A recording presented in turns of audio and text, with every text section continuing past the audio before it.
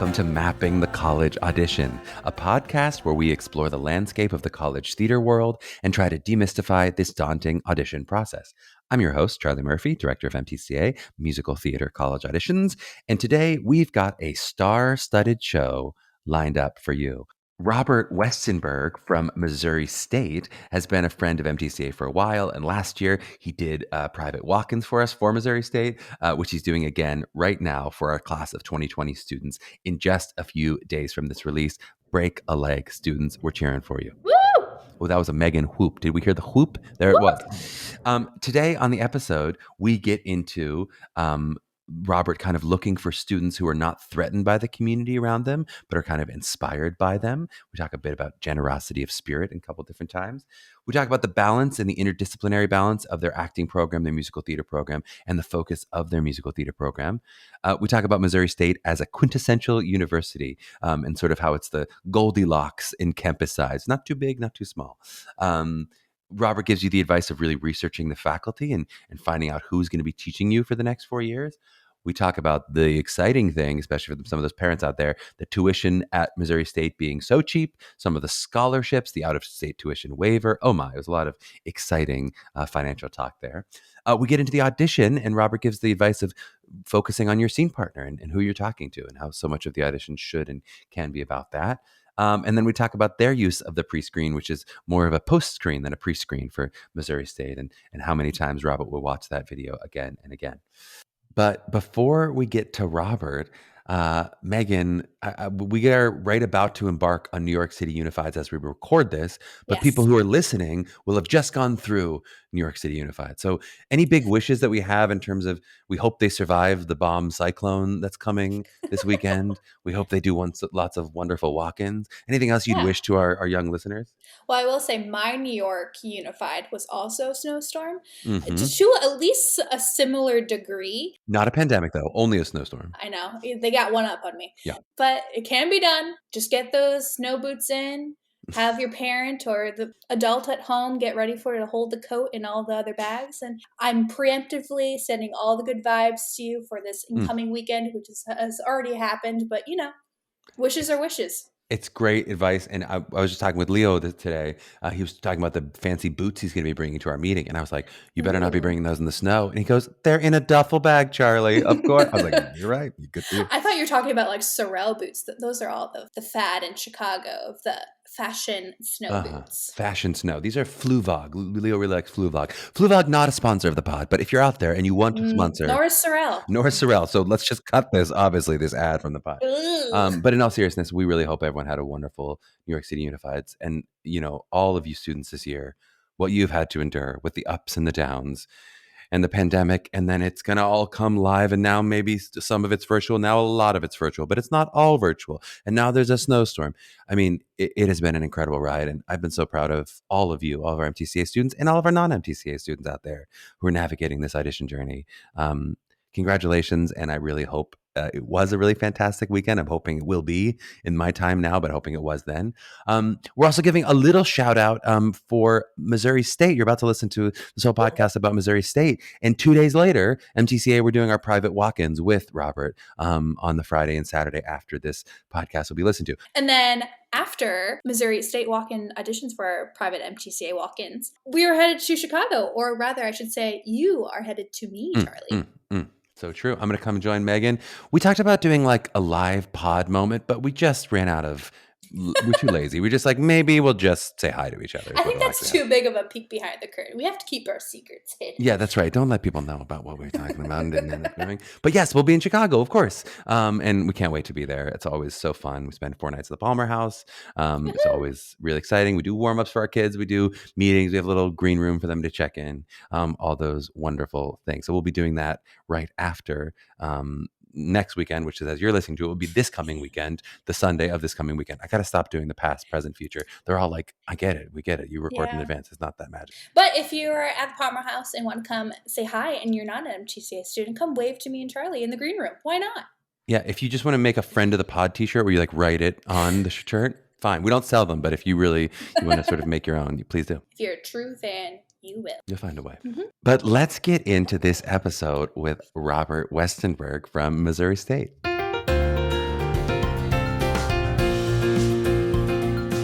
Well, we are honored today to be joined by Robert Westenberg. Robert has a BA in theater from California State University. I don't know if I said California like that. An MFA in acting from the American Conservatory Theater in San Francisco. He's been in tons of Broadway shows. He made his debut in Zorba, where he won a Theater World Award. He was in Sunday in the Park with George, where he took over for Mandy Patinkin opposite Bernadette Peters. He was in the original Les Mis. He was in Into the Woods as Wolf and Cinderella's Prince, where he met his wife and got a Tony nom and a drama desk. That's a nice 3 things to get from one production. He was in The Secret Garden, Abe Lincoln in Illinois, Company, 1776, tons of national tours, lots of work at the Muni, lots of TV and film. Previously, he was the chair of the theater program at Drury University, and now is the professor coordinator of musical theater at Missouri State University.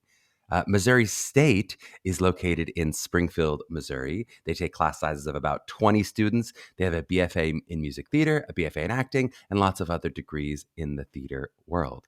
Robert, how are you doing today? Welcome on the pod. I'm doing great. It's great to see you guys, and thank you for that introduction. Of course. Well, we couldn't. We always try to slim the bios as much as we can. We could not slim anymore from that prodigious bio that you gave us. But tell me a little bit about so how you found yourself after this fantastic Broadway career to be teaching, and how you found yourself at Missouri State. Yeah, well, it is a long journey, but I'll make it a short story. I always wanted to teach, and I ended up having a fairly long career, and I kept fortunately going from show to show and project to project, and then at a certain point, my wife and I had 3 children. And by the way, my wife is Kim Crosby. She was in Into the Woods, and Springfield, Missouri, is her hometown. So that's gonna explain a little bit of why we landed here. So anyway, it got to the point where I felt that it was time to pursue that next chapter in my life. And Springfield seemed like the logical place to be because, well, I like the town. I like the size of the town. I like the vibe of the town. And we also had a lot of family there, so they could help us take care of our children. Free childcare. Fantastic. We never had that support system when we were in New York. So anyway, yeah. So that led to my journey here, and then we came here, and I immediately got a job at Drury University, and they were kind enough to hire me, and it worked out really well. I eventually became the chair there, and served as chair for 7 years. And then a couple of openings came up at Missouri State, at which I have a lot of friends in the faculty, and none of them were quite right in terms of, I thought, what a fit for who I was and what I could contribute to that particular program. And then the coordinator for musical theater opened up. And that felt like a perfect fit, and they agreed. And so they hired me about 6 years ago, and here I am. And that's why it happened. It seems like it's been a perfect fit. I also am so impressed that you and your wife are like, I feel like on day one of my date with my partner, I was like, well, actors can never be together. It's just like, doesn't work. Like someone gets jealous, someone whatever. And she keeps pointing out all of these amazing actor couples. She goes, yes, they can. What are you talking about? This happens and this happens. And it's inspirational to see a really exciting actor you couple. just have to genuinely be in love with your partner and wishing the best for them. And when they get work and they succeed, then it's a celebration of that and not a threat to you, right? Well, then, for the love of God, let's get to Missouri State. Yeah. I'd love to talk a little bit in brief of just like, what do you think it means, especially in the past 6 years as you've kind of taken the program in the direction that you wanted to take it? What do you feel like it means to be a Missouri State student, specifically a Missouri State theater student?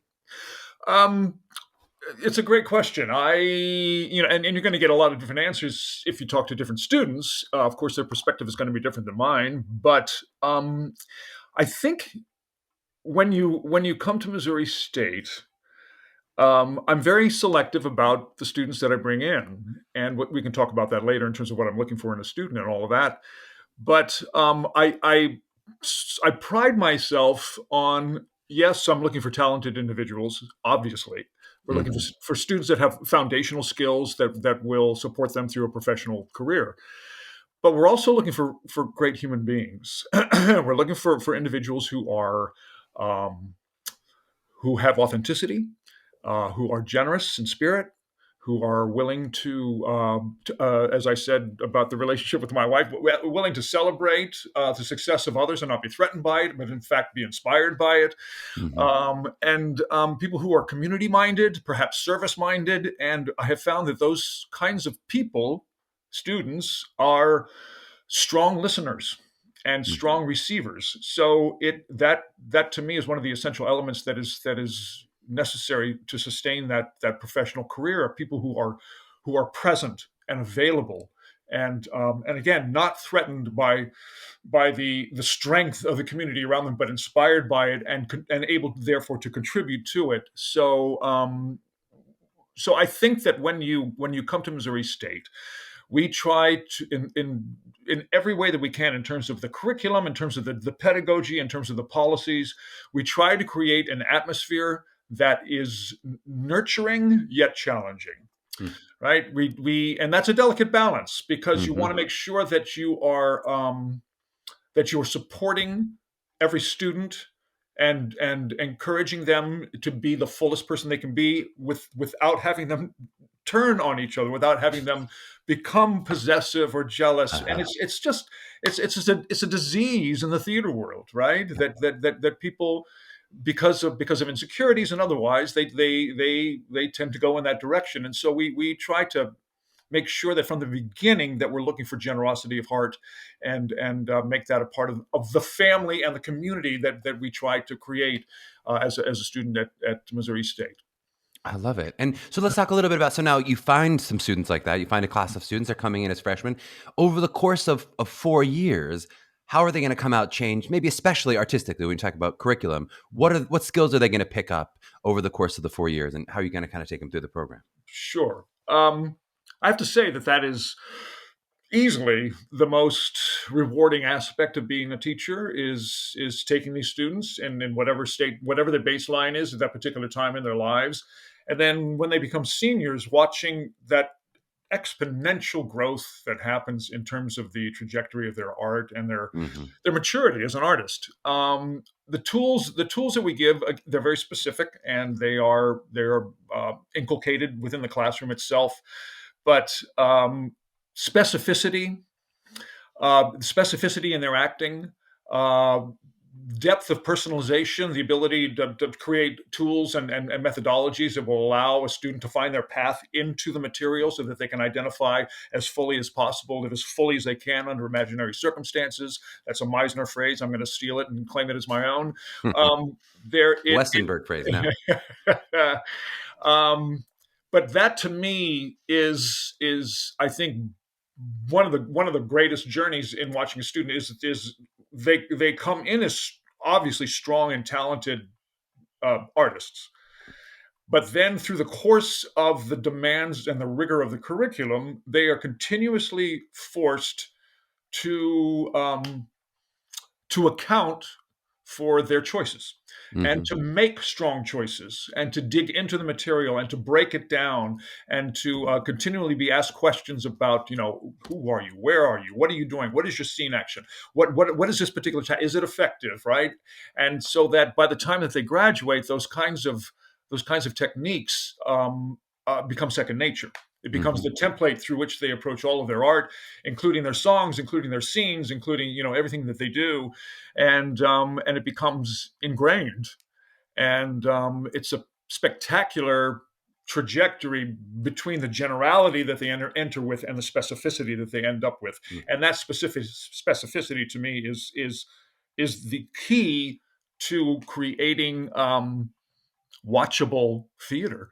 And creating characters who are actually on a journey, creating characters who are actually fully appetite driven and fully passionate about what they want, and fully skilled in terms of the craft of theater, in terms of how to get what they want, and having it be stage worthy. And do you feel like, is there, especially for musical theater students, is there one discipline where you focus more in terms of credit hours, or in terms of what you, especially from the training perspective of going, we're really training actors first, dancers first, singers first, et cetera? Yeah. Well, we're an interdisciplinary program, which means that we sort of have an equal emphasis on the three disciplines. But I will say that We're accredited by NAST and NASM. Those are the National Association of Schools of Theater and of Music. We're dual accredited, which means that we have to subscribe to a particular pedagogy, particular quality of teacher, particular proportion of classes that are taught, et cetera, and also obviously content within those classes. Dance is the one that, out of the three, between music and musicianship and voice and acting and dance is the one that has the least requirements in terms of the degree. But we compensate for that in our advising by basically making sure that every student takes at least one dance class in every semester, even if they're not a dancer. We think it's that important in terms of everything about their expressivity and their expansiveness and their centering and their rhythm and balance and all of that, everything that's going to apply to their acting ultimately. So with that said, and I'm going to be honest with you, I was in New York for a long time and did a lot of shows, have a lot of friends and all of that stuff. And I have a ton of friends in New York who have a ton of Tonys, some of them with Academy Awards, and they can barely walk. Okay. Right. They're dear friends of mine, but they're not skilled movers and they're not that strong in terms of their body strengths. So you can have a spectacular career in musical theater without being a dancer. So it is a three-legged stool, and obviously we want everybody to be able to do everything. But in the real world, honest to God, triple threats are as rare as unicorns, right? But the two elements that have to be there is voice and music and acting. Without those, there is the possibility of a career is not there. So that is where the pedagogical curricular emphasis is in the program, and I have to agree with that. And it might mean that a student coming in might have take a lot more dance or a lot less dance depending on their own level, or how does that work in terms of the leveling of, if I do come in and I'm a pretty strong dancer and I want to work on the other two, exactly. How would I keep up that high level?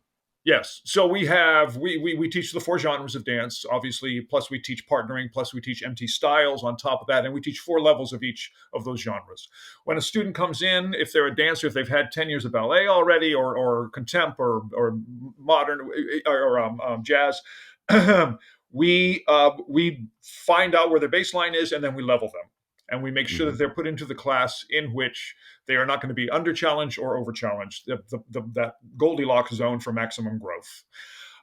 We are also developing we're in the midst of developing a MT dance curricular track that is absolutely MT specific, so that for the first 2.5 years of the program, all of the traditional dance genres will still be there, still be available to all the dancers, but there will also be a parallel track that concentrates entirely on musical theater dance itself. In terms of different styles of musical theater dance, different choreographers from musical theater dance, dance combinations that are often faced in auditions in New York City, so that when those things happen, that it'll be part and parcel of what they've already trained in. So we're putting that into the curriculum in about a year. I love it. And then tell me a little bit more about, maybe outside of the theater program, what does Missouri State afford a prospective student? So outside of maybe the theater and musical theater program, what else do I get to do at school at Missouri State? In terms of theater? In terms of life, in terms of being a student. In terms of life. It could be in terms of theater if there's other theater. That's called life, yes. Well, it's one of the things that Missouri State, you need to understand, is a classical university. When you come to the school, and when students visit, they go, "Oh my gosh, this is has such a great feel. It feels grounded. It feels traditional. It feels like it's been there a long time." It is a traditional college experience.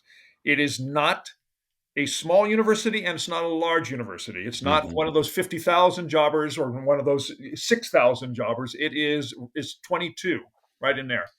So students can be anonymous if they want to, or they can be a part of other communities if they want to. We strongly stress that our musical theater students do not eat, drink, sleep, musical theater 24/7. Mhm. It is not healthy.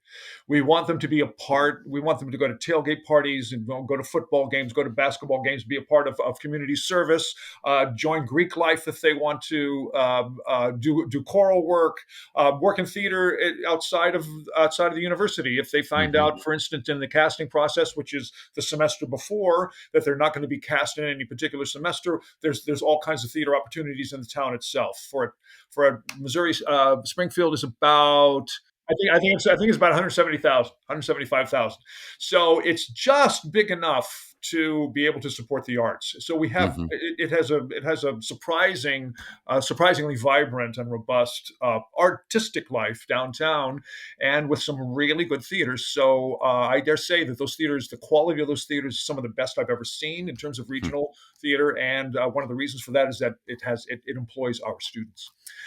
We also have Tent Theater, which is a summer theater that has been an ongoing tradition in Springfield for about this year will be its 60th year, Wow. continuous, except for that first summer of COVID. John Goodman, the actor, is an alum, and he just donated a large sum of money as seed money for a brand new amphitheater that's being built for Tent Theater that'll be completed by this summer.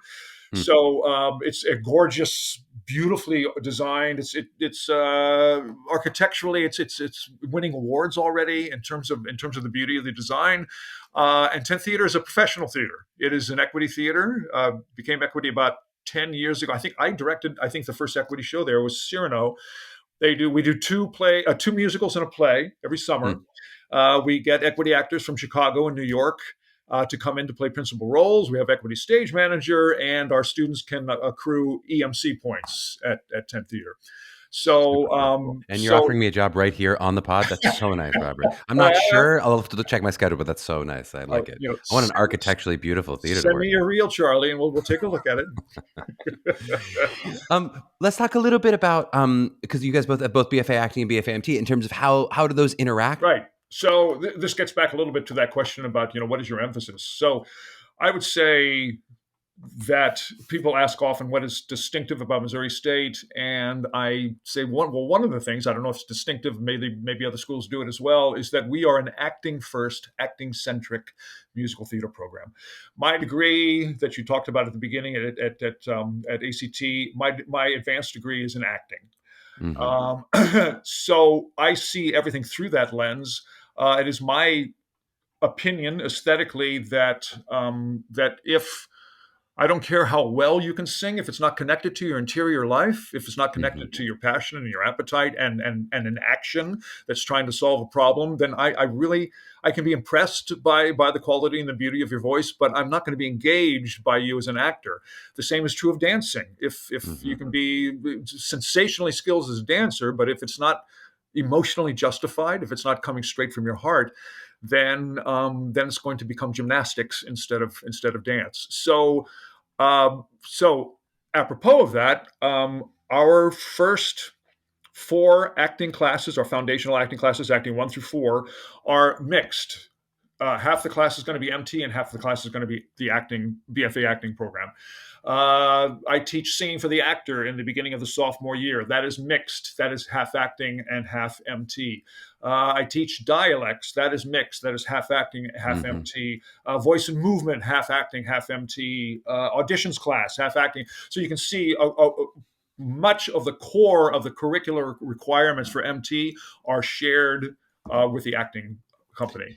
And then do the actors have additional acting only classes or just more academics in terms of their degree? They have a variety of different classes. You talk about MT specifically? No, I'm saying acting specifically. So I assume MT also has specific dance classes and Yes, some things that yes, are only yes. musical theater. But do actors also have additional acting only classes, or do they Yes, just they do. They have supplement with more specialized academic? acting classes beyond the requirements, and those are all available to MT as well. Uh-huh. And we encourage them to really consider taking acting in Shakespeare. Yep. I have found that musical theater students have a strong knack for being really good at Shakespeare. They're already dealing with style, they're already dealing with poetry, they're already dealing with verse, and there's something innate about their musicality that lends itself very well to doing Shakespeare and bringing that to life. And when you think that Shakespeare is the most produced playwright on the planet earth, after 400 years after his death, it behooves us to try to become a cross cultural actor, a multiple threat, right?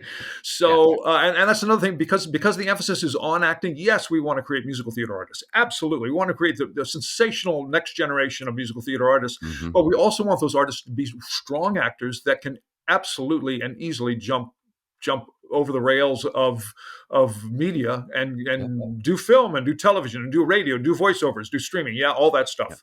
Yep. Do streaming. Oh, I don't like hearing that. That's a whole new genre. Yeah, I know. Streaming I is don't even not know even what I TV mean. film. I It's don't even just know what I mean streaming. when I say that. I just know it's something out They're going there. to be Twitch stars. They're going to be talking the ticks. That's It's going to right. be all kinds of stuff. We get TikTokers, all that. Yeah. Yeah. Let's wrap up with this. Why do you find students sometimes don't choose your school? Let's say that, they're one of an MTCA student. They have many options at the end, and they've got you as a great option. Why do you find that they sometimes would go in a different direction if they happen to tell you, hey, here's why I said yes to Yeah, someone? that's a great question, Charlie. But it has multiple answers according to the student. Every student's situation is different, and I absolutely respect that. And the main thing that we're looking for is fit. Right, we're looking for that student for whom Missouri State is the place that excites them and inspires them, and and that whose community they are attracted to, whose ethos they are attracted to. Right, Mhm. both considering the concrete aspects of the program and the intangibles. One of the things that I do talk about a lot when I'm talking to prospective students is when they're doing their research, and when you're looking for a musical theater program, it's like you're going down a rabbit hole. I mean, Mhm. it's a world of its own. It has its own language. It has its own culture. It has its own events, and it's a lot of work. So one of the things I ask them to do, because it's a huge and important decision, is to really do the research on the faculty. Really go into the websites and go into the faculty and staff sections and go into the bios for this faculty and staff. Find out who it is that is going to be teaching you for the next 4 years. And if you do that, and if you look at Missouri State, in the last 6 years, we have our national profile has risen considerably. We are in the top 20 lists, at least for many of the lists that are out there. But if you compare our faculty and our training and our careers and our teaching careers and our professional connections and all of that, and you compare us what are not right now usually the top 10 schools, those prestige schools, you will find that there is literally no difference between them. We have the same experience, the same kind of professional cachet, all of that.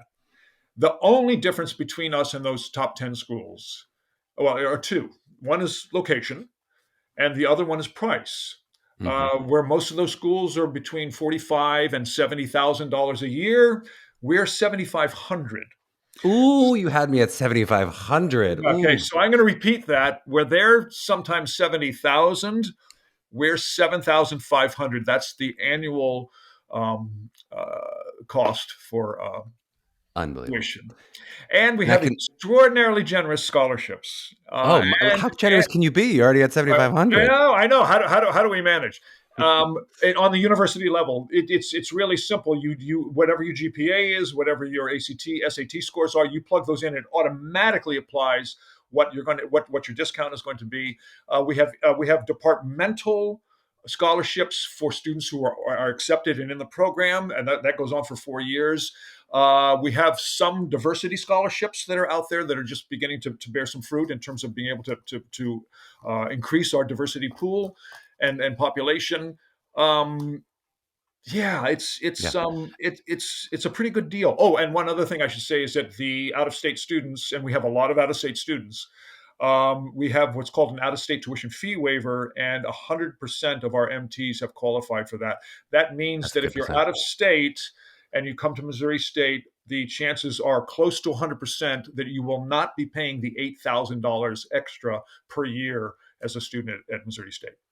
It's awesome, and certainly that's something that we've seen. I mean, I can really echo though we don't subscribe to any of the top 20 lists or top 10, top whatever the things that people put we think are very subjective in general. But I can certainly echo that Missouri State has been a fast riser for our students. Many students who've chosen to attend, who have gotten into programs that have been around longer or are on those lists for longer periods of time. And not only because of that wonderful financial factor, though for a lot of our students, that's one of the reasons they go, let's keep that school on the list. Mom might say, yes, I wouldn't mind if that was an option on the list. Yeah. Well, I have found that in terms of recruitment, the best recruiting tool that you could possibly have is the quality of your education and the power of it and the efficacy of it, and happy students create and generate a buzz that is irresistible because it's honest. Right. Other students want to say, and because of social media, students are so incredibly vocal, and their platforms are so vast in terms of who they can reach. But we have a lot of very, very happy students who are really excited about the program because of their growth and because of the quality of teaching. Yeah. So true. That has been MTCA's philosophy for 15 years, is we used to have a great product. Just do a great job. You don't have to market that much. If we use word of mouth, because it's like we have happy customers. Like that's the way to do it. I mean, you can have flashy things on this and flashy that, but what really matters is like, do the students there love it? Do they get good education, and do they do well as they? Yeah, that's where the rubber meets the road, in the classroom and on the stage. Yeah. Okay, well, let's take a short break, and on the back end of the break, we'll get into the audition process for Missouri State. Sounds good. All right, we are back with Robert Westenberg, and we're going to get into the audition process a bit from Missouri State. So I'm going to ask an unfair question because I know there are many answers, but in short, what do you think makes a great audition for you? That's a good question. I think one of the main things that is missing from most auditions, and I see, like any other program coordinator, I see hundreds, if not thousands, a year. One of the main thing that's missing is a partner. Is the person that you're talking to. So students spend a lot of time working on the piece, either the song or the monologue, and they spend a lot of time in terms of, how am I going to do this? What am I going to do with this line? How am I going to express it? What is my body going to be doing? And my advice in terms of that is, yes, choices need to be made. Yes, you have to know what you're doing, but it needs to be situational. It needs to be, the dynamic needs to be a part of an evolving relationship. The only reason you're speaking is you're trying to change your partner's behavior, right? And you are deeply impacted and affected by what is happening over there. It's a pure Meisner world, right? The most important thing is happening. It's not about you, it's about your partner. And as soon as you can make your partner more present and more powerful and more specific, and allow your partner to be impacting all of the beat changes that happen within your monologue or your song is going to come to life in a way it has never come to life before. Right? It's going to become situational. It's going to become intentional. It's going to have an action to it. It's going to be propelled forward. It's going to have an obstacle that's pushing against it, which is going to be motivating the whole reason why it keeps going on in the first place.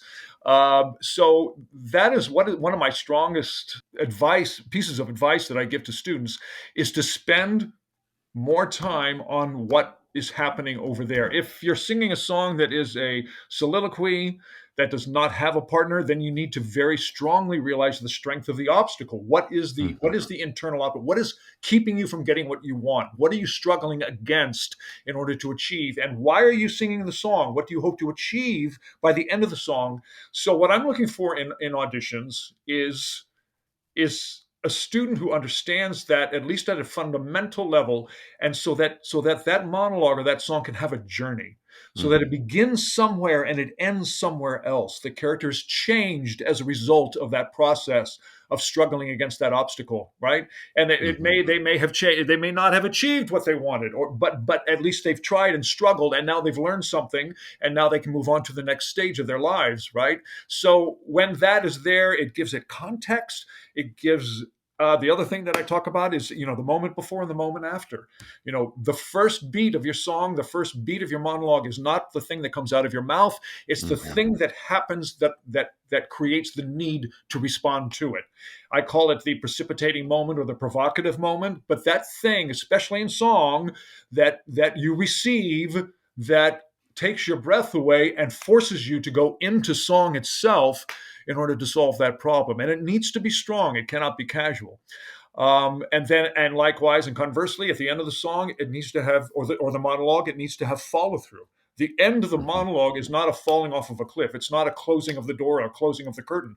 It is the beginning of the next beat in which you're putting all of your power and all of your intention, all of your will into your partner's lap and fishing for a response, right?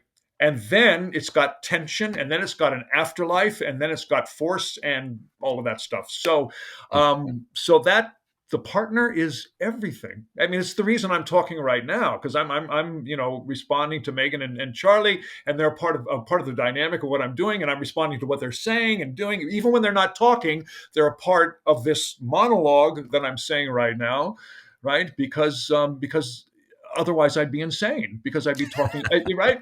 Because if I don't have a partner, if I was sitting here alone in my room saying this stuff, it wouldn't make any sense. So the partner has to be there.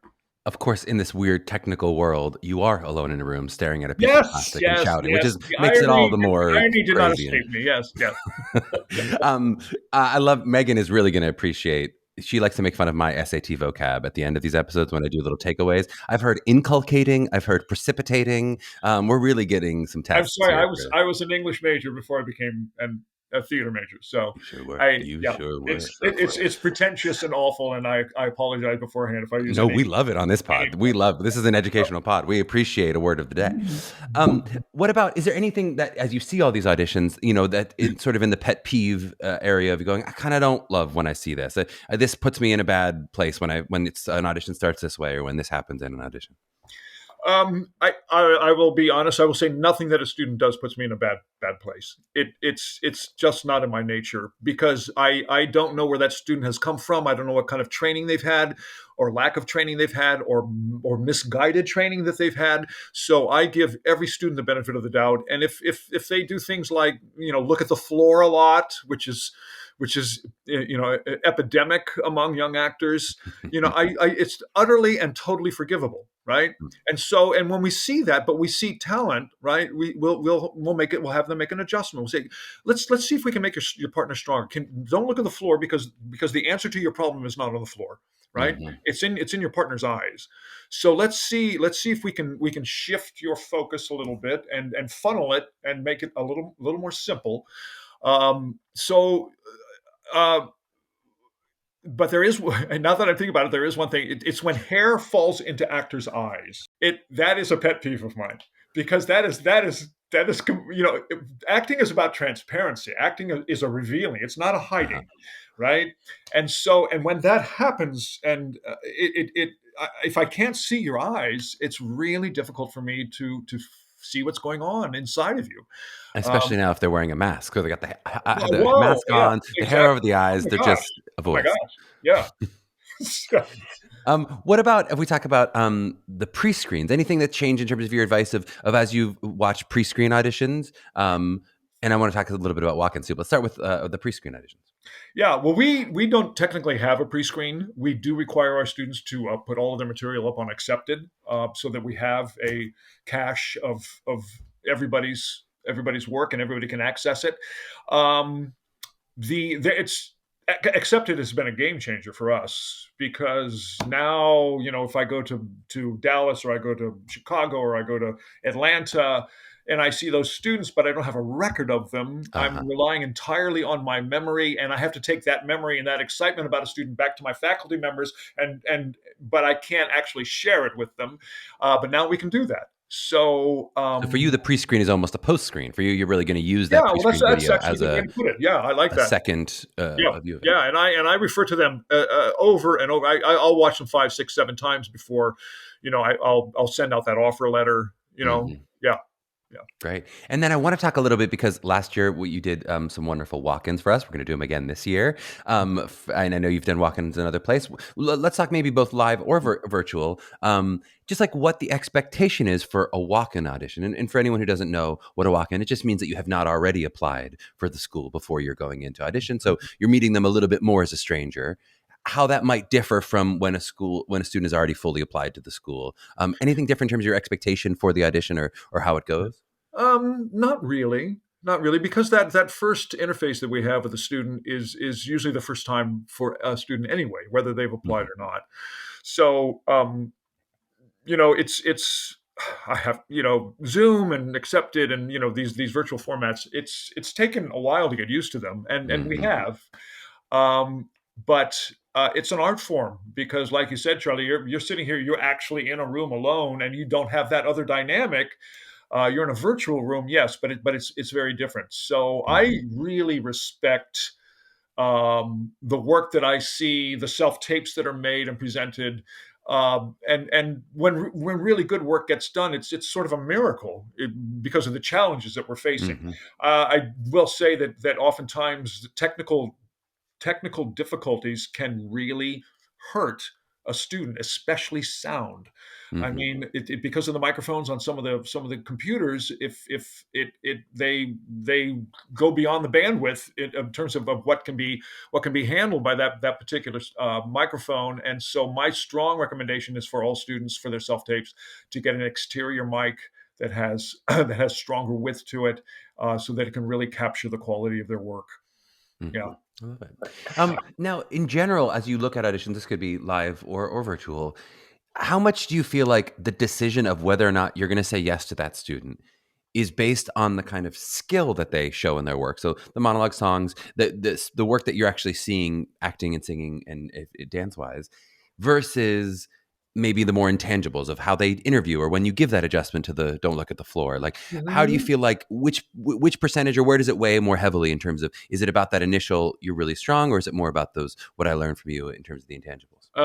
Well, it is the whole picture, and the initial. I mean, the leading part of that equation is the audition itself, and it begins with the introduction. I'll be honest with you. The introduction tells us a lot about who you are. If it's open and simple and friendly and inviting, I immediately relax. I go, oh, this student is comfortable in their own skin, right? And they're excited about the work that they're about to present. They may be a little bit nervous, but they're more excited than nervous, and that's a good sign. And then it's amazing how the equation between the introduction and the quality of the work, how much that's aligned. Oftentimes students who mumble the introduction, or they're not looking at you, or they're whatever, or there's a negativity to it in terms of them judging themselves, or them thinking that it's not going to be a strong day for them. That will translate into the work itself, right? And again, if we see a spark there, if we see something, a seed of something, we will say, okay, great, let's talk, let's relax a little bit, and then when we talk about the given circumstances, let them simplify their work and realize, oh, I don't have to. My job as an actor is not to impress my auditors.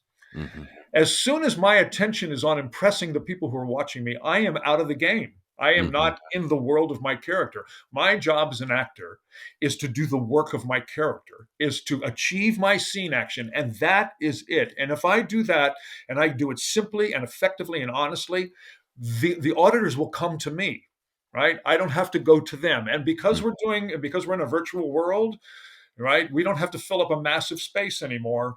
We just need to keep it real and keep it honest and keep it simple. It's so beautifully said, and it is such a mystery to me how true that is. Of like, someone opens a door and you go, "This is going to be a great audition." It's like you can see it when they walk in. Like you can just know. It's the body posture, it's the body language, it's all of that. And we talk about that.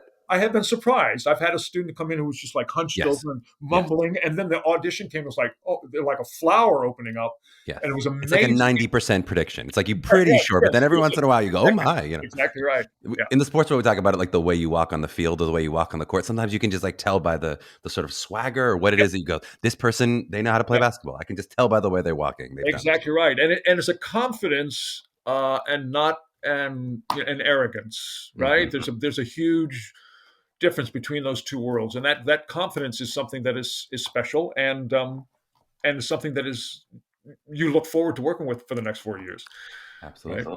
Yeah. Well, and you talked a little bit, I just noted from the earlier, you talked a bit about you really are looking for generosity of spirit, which I think is such an important part of being a schoolmate and being a classmate. Such a huge part of learning is I feel like I learned everything I learned from my classmates. I mean, my professors were great too, but like they taught them and I watched them learning and I go, oh, the way that I learned with you Right. was really Right. so formative. How in the world do I show that in an audition where I don't have a collaborator? Like, how do I show you I'm a really generous teammate? I'm a great ensemble member when I'm sitting on a screen alone, you know? Yeah, that's a hard one. I just think it comes with the interaction with the auditors, and you can't I don't know. You can't load up the instrument and try to show generosity, Right. right? As soon as you do that, you're going to be overacting, right? You Hmm. just the generosity simply has to be there, right? The humility, especially when a note is given, and you can Hmm. see if an actor is threatened by the note or excited by the note. There's a big difference in terms of how an actor receives that, and then how they actually make the adjustment. Can they make the adjustment? And sometimes we'll ask an actor to make an adjustment in a scene or a song, and it's not that we're asking them. It's not that we think the song should be done that way. We just want to see if they can make an Yes, adjustment, right? We want to absolutely. see if they can get off of that railroad track, and if they can actually play in another area, in another field. And that playfulness and that ability to embrace and to say yes to a new idea is a huge part of the process, because then we go, oh, that student is teachable, Hmm. right? And that student is open to new ideas. It's so true. It's that idea of generosity as an actor is like one of those skills that it feels like it's so difficult to be rewarded. It's like so rarely rewarded in the professional career, even though it is so important. Like I remember seeing I'm gonna give a little shout out to my partner's on stage partner in Jagged Little Pill. Sean Allen Krill is like one of the most generous actors. From the audience, you really see it and you watch him, you go, that is such a gift to work with you because you're just so present and just give it right Mm, back. And you never steal a joke or step on a moment, or you're just right. willing to go, let me set you up. But I'm like, I Yeah. don't know that that's often, I mean, in his case, of course it is, he's rewarded with a Broadway contract, but I Right. feel like often that specific skill set actors can really appreciate, but is not always seen by directors, is not always, Yeah. you don't get that in the Times review of what a generous actor, whatever doesn't somehow get the same rewarding. I mean, in the course of my career in New York, I was attracted towards that kind of a person, and I was very lucky to be able to work with it. Bernadette Peters, for instance, is one of the most Hmm. single generous people I have ever met, and on stage, she's just it's an abundance of giving. Right, Yeah. it's this flow of energy that's supporting you, and you're lifted up by it, and you're made better by it, and everybody wins. Becomes that supreme confidence. So it takes an incredible Yes, confidence to go, let me and give, let me give. yeah, and something that young actors need to learn, and it takes a long time to learn it, is when you give it away, that's when you get it back. It's You so know, true. It's so when you true. just give it away. Yep. Support your partner, and it all comes back. If anyone, I think it's on Amazon. The not to say that your company wasn't amazing, but the Raul Esparza company. That was the. I remember saying that was the first thing I said. I was like, he's what a generous performance. He Yep. just he lifted everyone, and then just at the end, kind of took his moment. But for the most thing, it was like give for an hour and a half before there was any. Yeah, that's a great example. Yeah. Let's talk a little bit. So let's just say I've given this amazing audition. I was generous. I took adjustments well. I never looked at the floor. Focus on my scene partner. And you really want me artistically for your school. Is there then any math of how I'm doing academically and what it works like to get into the university? How does that factor in? Yes, we obviously we need to look at the scores of the student, and we have found that students who have GPAs below a 3.0 in high school are need to be specifically. It needs to be discussed with that student about their academic life and about their academic um, inspiration. Right? It's almost never a question of ability. It's a question of application, Hmm. and we want to make sure that the student knows that this is a professional program, very rigorous program, but it's embedded in a liberal arts context, and that they will be required to take gen eds, and we want to make sure that we're the right fit for that particular student. Absolutely. And then we talked a little bit of this in terms of your focus with disciplines, in terms of the school itself. But as you audition, how does the interaction between disciplines work in terms of, do you really focus mostly on acting and singing? How does dance weigh in terms of, like, if I'm really good at 2 out of the 3, or do I get one holistic score? Do I get multiple different scores on my acting, singing, dance? Yeah. Yeah, that's a great question, because on Accepted, we have all of our faculty members put in a score for each student, and it's confusing and not particularly accurate, because, for instance, the dance coordinator will be looking at it through that lens and will be basing the evaluation on that. And that, let's say that the student is just not a dancer and they get a 2 out of 10, right? And they're a killer actor and a killer singer, and they're like in the 9 category. Now, all of a sudden, that score is going to be skewed towards a 6 or a 7, but that's not where that student should live. So, so as the program coordinator, I take that composite score with a grain of salt, and I review and re-review all of the students over and over again, and look at them in terms of the possibility of a professional career, the potential for professional work. We want to make sure that we're bringing students who have that foundation, and because that's what we are. We're a 4-year program for whom the arc of that training, at the end of it, the goal is that you're now ready to be competitive in the musical theater industry. Yeah. I love it. Okay. Any last piece of advice for, let's imagine in not so long, as we record this in January, but I think it's going to be coming out in February. So many people are going to be in the midst of their unifieds. Any last advice as people think about they're about to walk in the room for you and you go, please just do this? Yeah, it's going to be so cliched, but oftentimes the reason a cliche is a cliche because there's a big fat truth at the core of it. Be yourselves, right? Be who you are. I think that in terms of intangibles, that's part of what we're looking for. We're looking for a student who is comfortable in their own skin, and who is proud of who they are, and who is willing to share who they are through their art. And that creates a sense of confidence. It creates a quality of believability and integrity, and that is exciting. It's exciting to see young people who already have partially or fully formed personalities that's based on their particular individualism. We are not a cookie cutter program. We're not here to try to crank out a particular kind of actor, a particular kind of singer or dancer. We're here to take a student and have them become and evolve the person that they're meant to be, right? To become the fullest artist that they can be. And that's scary work. That's courageous work, bringing who you actually are into your work. But that's again the foundation of a successful career, because that uniqueness is what makes you, that carves your niche in the industry. You're not like anybody else, so exploit that difference and become your own artist. I love it. I just want to wrap up as we get to our final moments here. You talked a little bit about increasing scholarships for diversity students. I'd just love to talk a little bit about sort of the challenges of 2021 and beyond in general, from the perspective of about the demands for equity, but then also talk a little bit about the challenges of a virtual world, which are now surging back and forth, it seems, once again. But take that in whatever direction you want to go. But it's what you've sort of dealt with in the past couple of years specifically. Right. Well, diversity is one of the pillars of our university, and we are bound and determined to create a department that reflects the real world. So our reaching out to diverse students is extremely strong. Our again, the scholarships that we have it's the Judith Enyart Reynolds Scholarship, and it's $10,000 a year for 4 years for a student. Are you pocketing money at that point? Come on, $10,000. You're only 75. I can do that math. That's 2,500 in the pocket. But we want to make sure that we attract and retain diverse students, because they are our strength.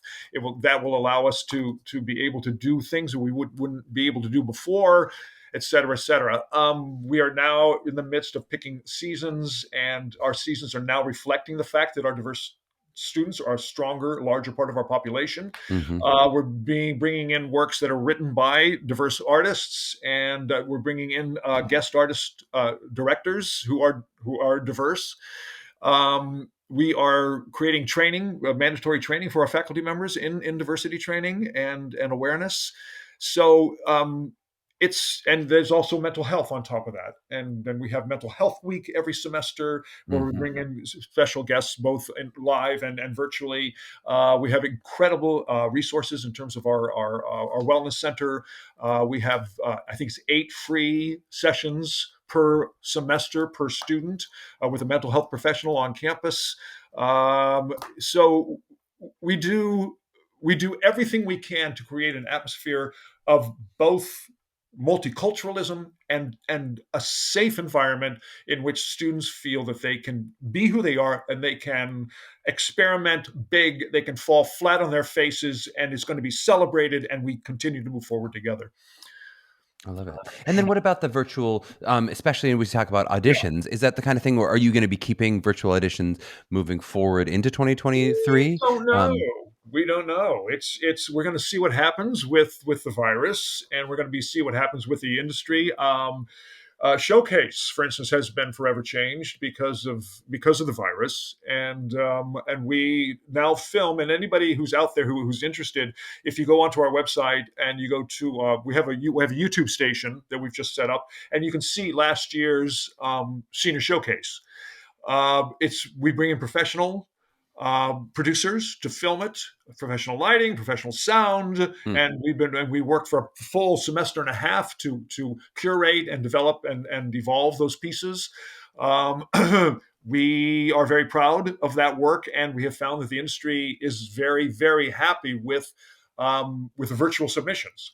Mm-hmm. That it's easier for them, it's more efficient for them, it's cheaper for them, and they have a record of that work, and they can share it with their colleagues. Mm-hmm. And I don't think it's going away. Yeah. So,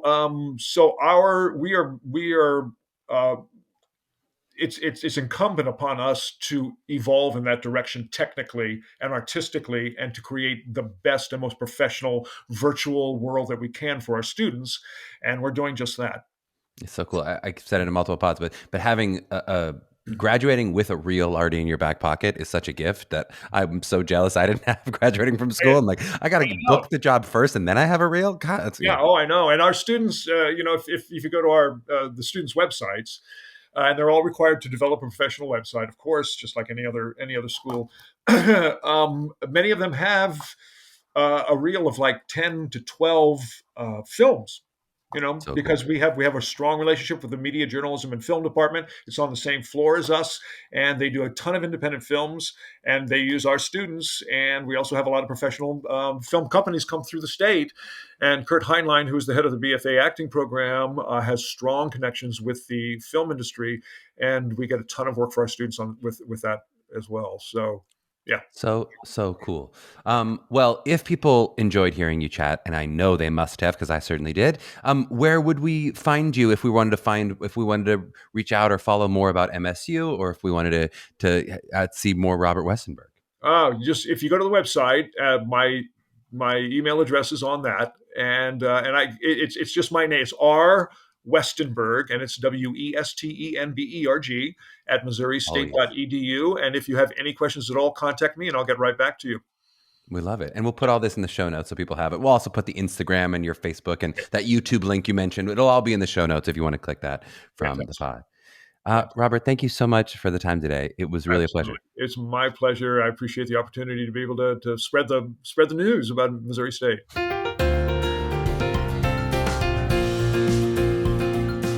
Oh boy, I hope you enjoyed this interview as much as I enjoyed doing it.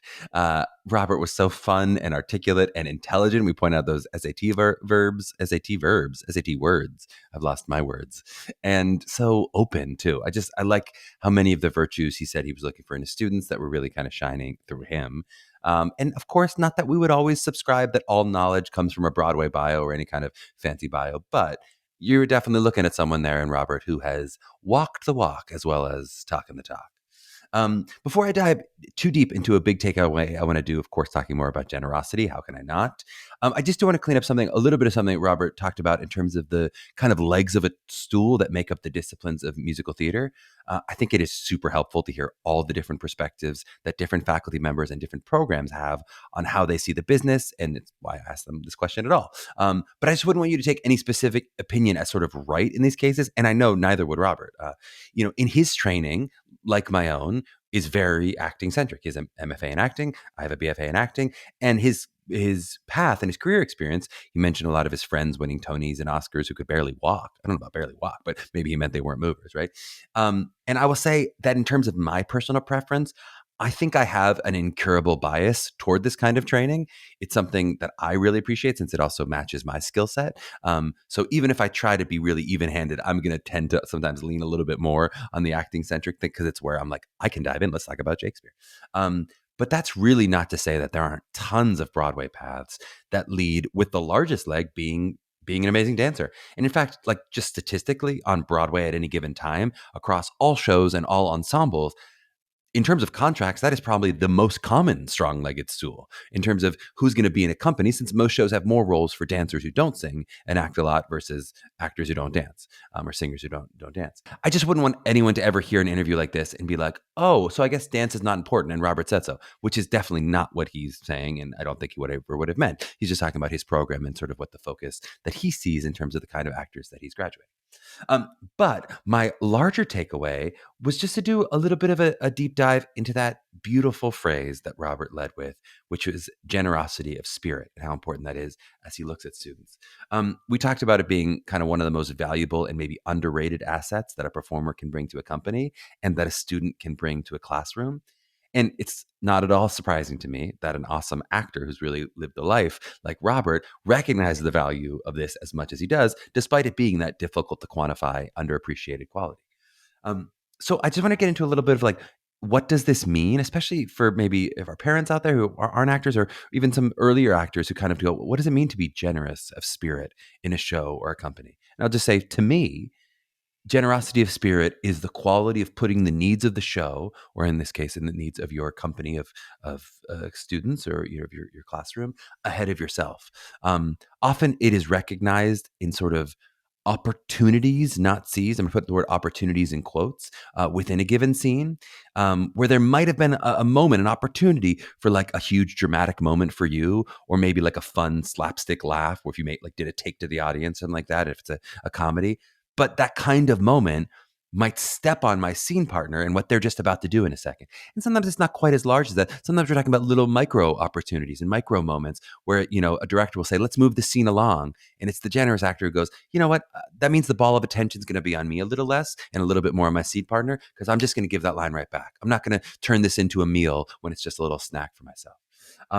So instead of taking that big pause or doing that large take, and maybe it means sometimes not getting a laugh at all where you could have gotten a laugh, I'm just going to live truthfully in the moment and toss it back to my scene partner. And I just feel like there's never been a better takeaway to talk about basketball. So I have to do it. I mean, how could there be better than this, right? Because this is precisely what we talk about. When we talk about that metaphorical ball of attention to an audience and keeping a show moving along, that is the same literal idea that actually exists when you're playing a sport with a ball. If you're the kind of player who needs to possess the ball for a long period of time, and you're only comfortable when all the attention's on you as an actor, right? If you need to possess the ball, you're almost certainly going to put up statistics, right? And statistics are often what leads to like money and fame for sports people, for basketball players. So they want to put up touchdowns, put up baskets, put up assists, put up rebounds. But you hunting those statistics often ends up hurting your team in the long run. And those players often don't last long on their teams because they're hurting the team, even if the general public often thinks of them as like good players because of their raw numbers. Nobody wants to play with them. For example, if you follow the NBA, Russell Westbrook is a great example from many years of someone who's put up huge numbers, but often at the expense of his teammates instead of sort of lifting his teammates up. The generous players, in contradistinction, might be the ones who sort of get the ball out of their hands quickly, advancing it up the court, even though by doing so, they almost certainly won't get a point or even an assist, because maybe there's one more pass that's going to happen, but they're definitely increasing their team's chance of scoring. The same thing happens on the stage. If you're always thinking about what laughs you're getting or what great moments am I delivering, then you're often missing the bigger picture of what the show is trying to achieve.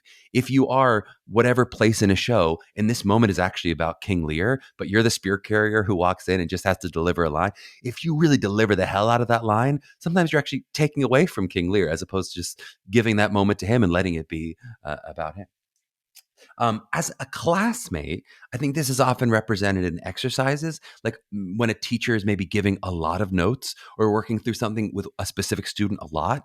It can be really tough, especially as a young actor, if you've been working on a scene for weeks and you haven't gotten a single note. You keep bringing it up, but your partner keeps getting all the notes. And you're like, what about me, right?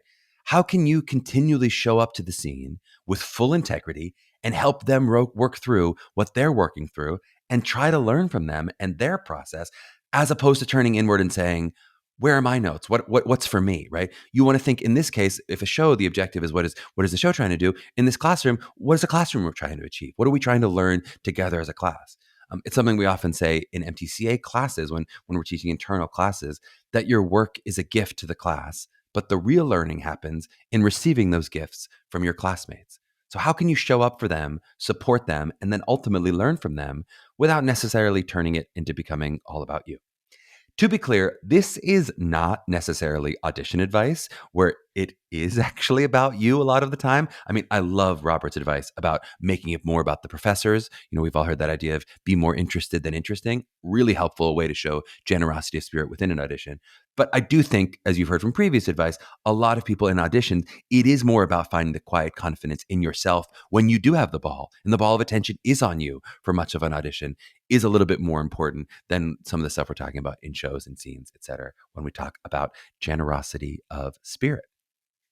Well, if you enjoyed this episode and you want to be generous to us, please hit that subscribe button, hit that follow. We love ratings, we love reviews. We suggest 5 stars if you want to give me a job at the 10th Theater. That's very generous. And an ironic 5 stars if you never received my reel. What's wrong with you?